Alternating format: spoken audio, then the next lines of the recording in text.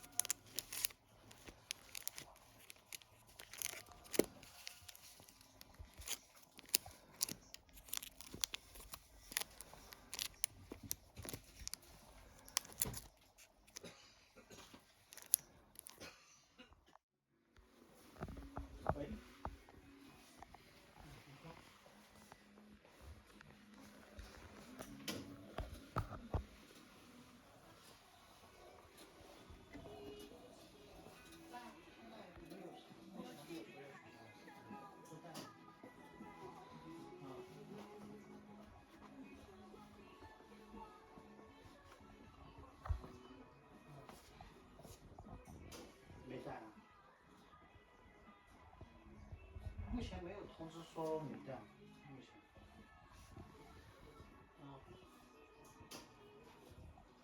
后面是有计划说要不带，但是目前出厂应该还没有说取消。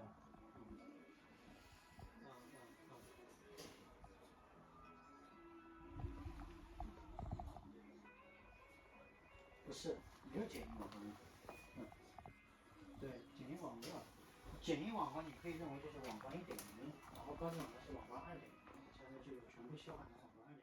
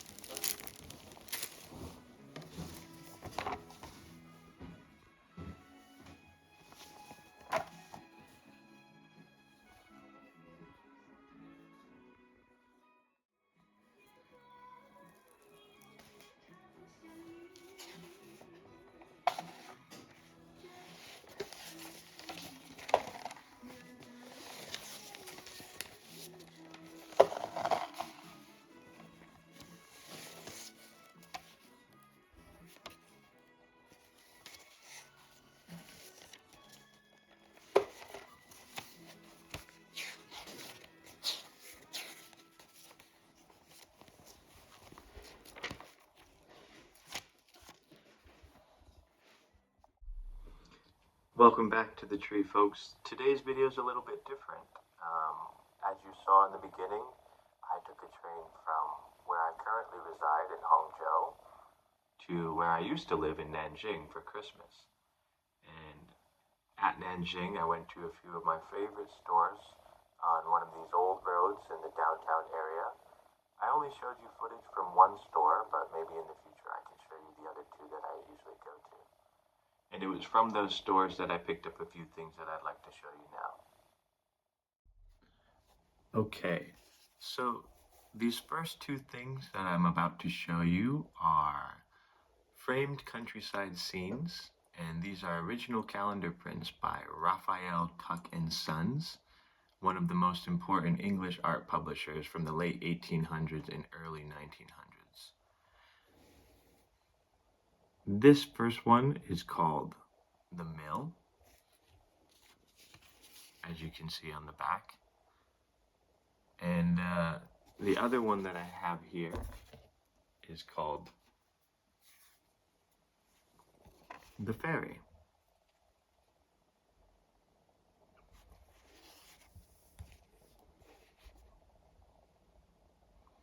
So these are illustrated panels, the top of the wall calendar. And usually underneath them you'd have your monthly calendars, which of course people rip out and throw away, but someone along their way saved these two so that I could take them today. On the back, you can see where they were published. And you can also see this number down here, C42-5, and on the back of this one, C42-23, these were internal references, numbers used by the company itself to determine what they had. Another interesting thing on both of these, you can see the illustrator, Edward Wallner, and this man was a commercial artist at the time, working in that early 20th century, who eventually moved to Australia, New Zealand.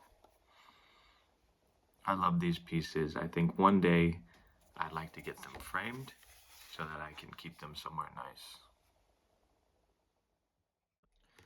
Now, this next thing I don't have much information on.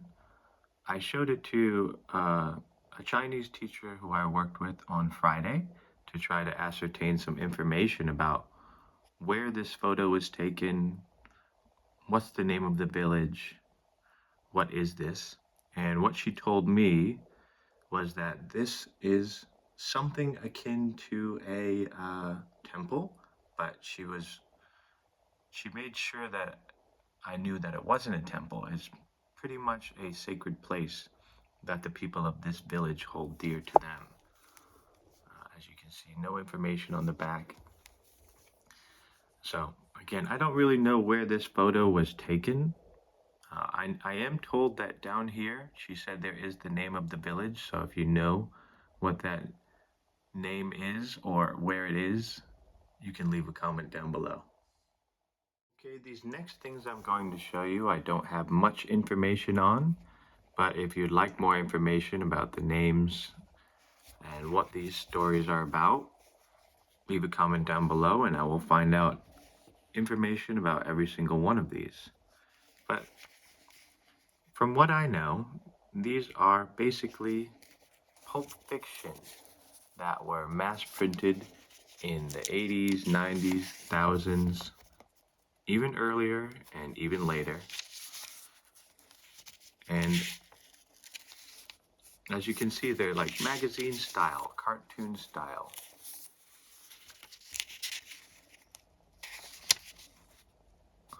This one I found interesting because of the man on the front, seemingly doing some type of martial arts. And you can see that this one, to the best of my knowledge, was printed in 1984.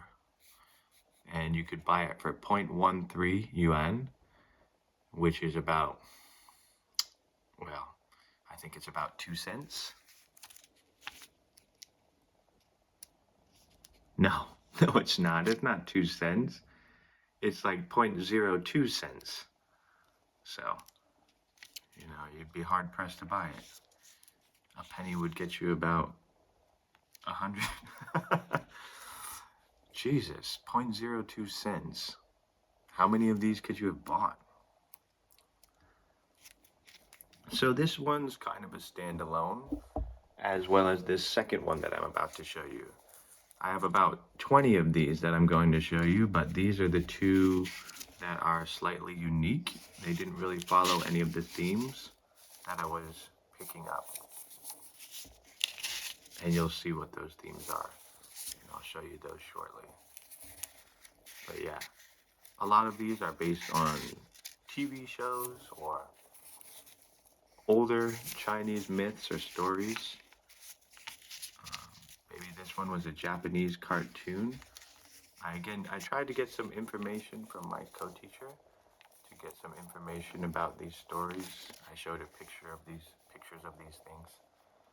And this one, does it have a print date? Yes, over here, 1980. So a little bit older than the last one. And as you can see, 0.1 yuan. If you didn't know, $1 equals 7 yuan. So 0.1 yuan, yeah, you can do the math. Very interesting. The next books are in a theme of Cultural Revolution, perhaps. As you can see, a figurehead here on the front. And this one was printed in 1982 for 0.12 yuan.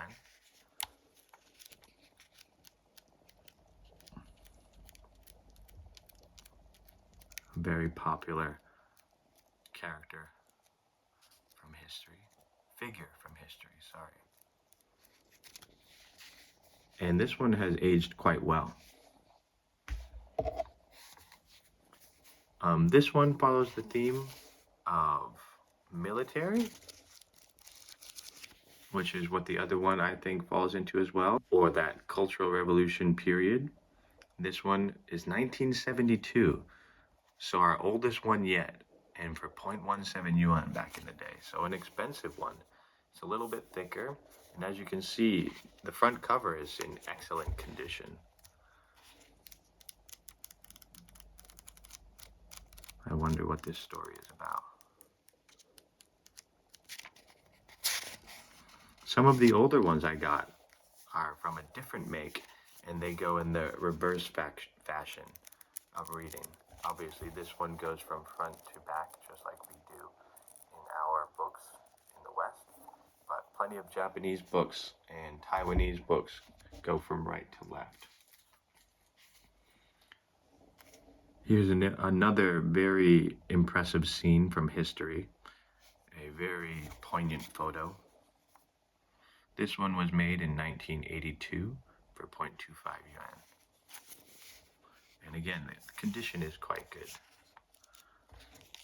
I picked up most of these for about 5 yuan, which is, I think, very fair for the amount of history that is just packed into these little things. Some of them go for a lot of money now, but most of the ones I picked up are pretty unnoteworthy. They're pretty common. Some of them might be worth $3, $5. Some of them worth $10, $20. It all depends. Here's another one. Again, following the theme of military. You can see some of them have these interesting stamps on the back, and this one's from 1975 or 76. Very cool. In that 70s period, I think, is when you start to differentiate and be a little bit less common. I looked at the back of a lot of these in the shops that I was at, and not many 70s ones have lasted. Plenty of 80s, plenty of 90s, and then from then on, the covers become glossy and a little bit of a different type of material. Very cool. Good color again. And this is the final one from the military selection, or the Cultural Revolution selection. And this one's 1971 for 0.12 yuan. This one is a very crisp copy, so I think this one's going to be, well, yeah, I think it's going to sell well if I ever wanted to sell it, or I think it's desirable at the very least.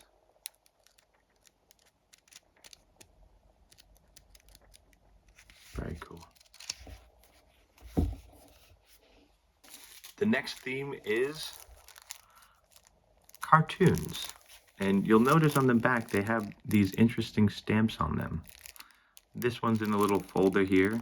I'll take it out.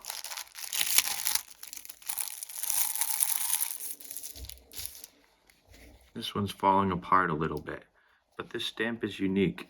As you can see, we have Mickey Mouse, Donald, and Goofy. So these denote the fact that these are some Disney stories that were printed in Chinese. Now, this one's not necessarily an expensive one, but some of our favorite characters. You can see Daffy Duck. I saw Sylvester the Cat, Wile E. Coyote, and Roadrunner. Very interesting story here. And Tweety Bird in the very end. So yeah, pretty cool. Continuing on with our theme of Disney, we have the Duck Boys and their uncle. This is 1985, and you can see this one has a stamp on it. So that's different from the one that we just saw. I wonder why. But we have Donald Duck and his nephews getting into all sorts of hijinks. Much more commonly printed before the most current regime. You know, where Western materials aren't necessarily popular or even allowed to be released or consumed. As you can see, 1985 was well before the current situation where information and websites are behind the giant firewall of China. I'm not sure why some of these are in this plastic casing, but this is another one that follows the Disney theme, 1987. And here she is, chopping wood. Mostly one character in this story, doing some household chores. There's Donald. There's Donald and his boy in his coonskin cap.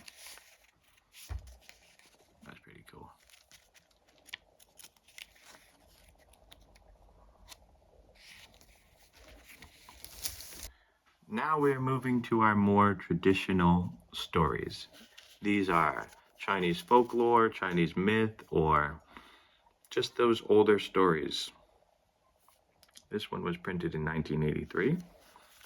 Again, I haven't done my research in terms of what these stories are about, but I can, with the help of some viewers or from some people at work, I will get back to you if you decide that you guys would like more information about these stories.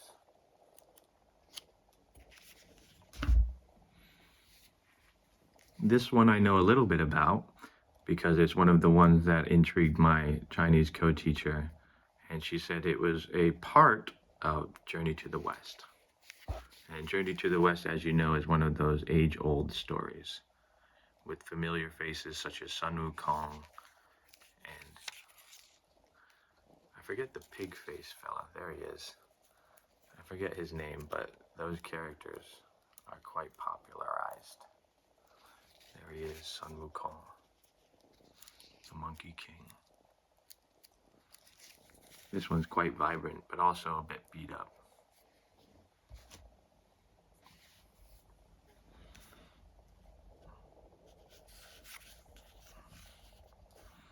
I like the black strips on this one. Anything that makes things a little bit more unique. And as you can see, these are quite damaged, which is, you know, that's what you get when something's made in 1984. And it's basically pulp paper. You know, this one's got purple coloring all throughout it. To me, it doesn't bother me at all. I love it. I'm not collecting these for their near mint quality. I mean, it's cool to see them when they are that way, but I just love the age. I love the way they feel. This one's a little bit crisper. 1982. As you can see, yes, most of these are in that 82 range. No, that 80s range, sorry. We've seen already quite a few in the 70s, but most of these have been in the 80s. None in the 90s. I think I must have just saw them if they were in the 90s and left them behind. Another cool one. This is the last of the more traditional looking books. 1979, very good, or 1980, probably the latter, because it seems like some of these got multiple print runs. Another classic tale, military themed, probably from the Three Kingdoms era.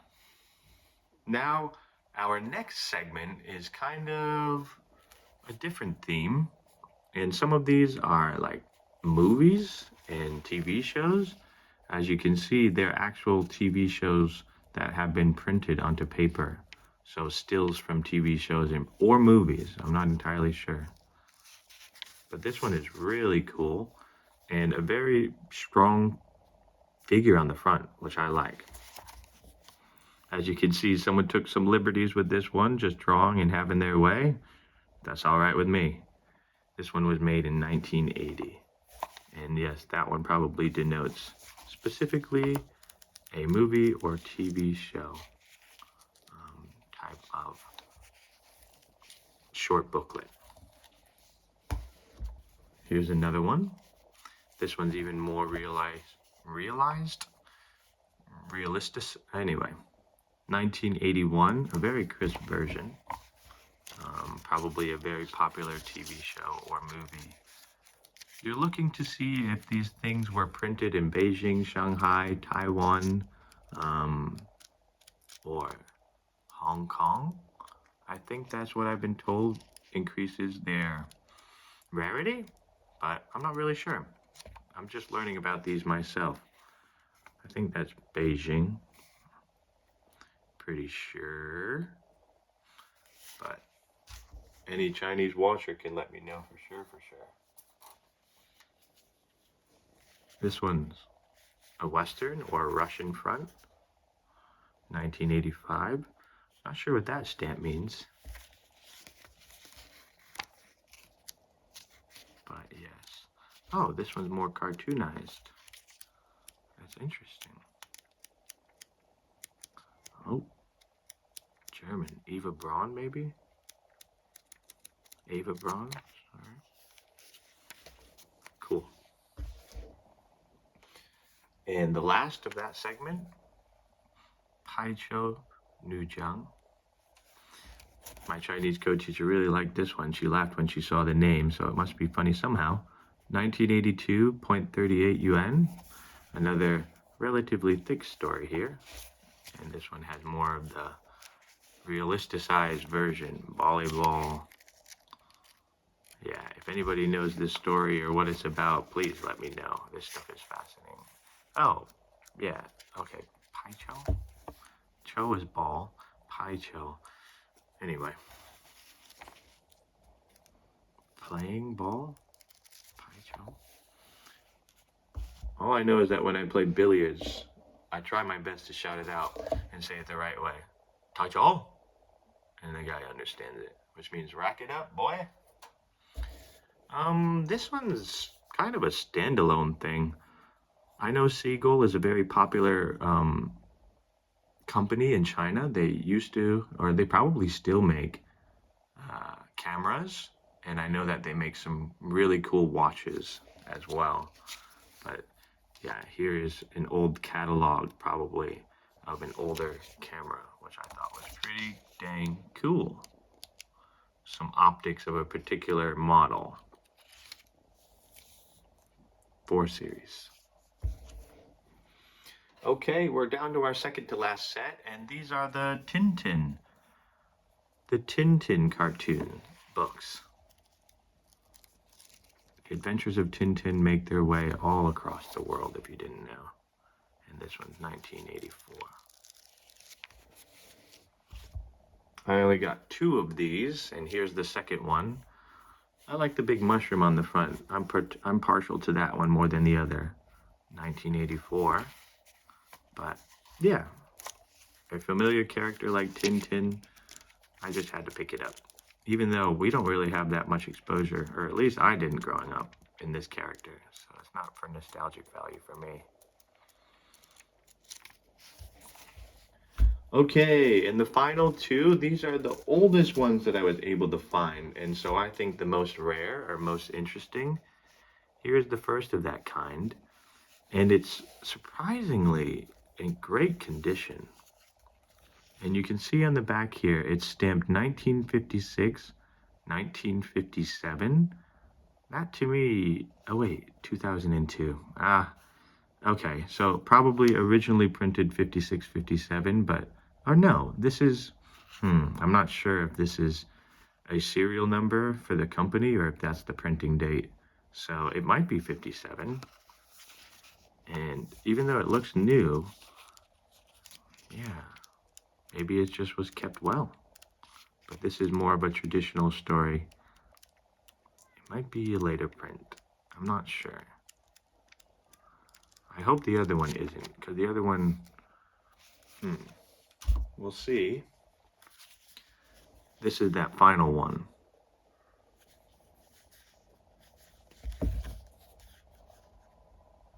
Yeah, it's probably, so this one has a second print of 1962, so this one might be printed a little bit later, but as you can see, that number there is printed in the future. No. So it's probably, the one that I just showed you is probably made in the 50s, and this one was either 50s or 60s. But yeah, another classic Chinese tale.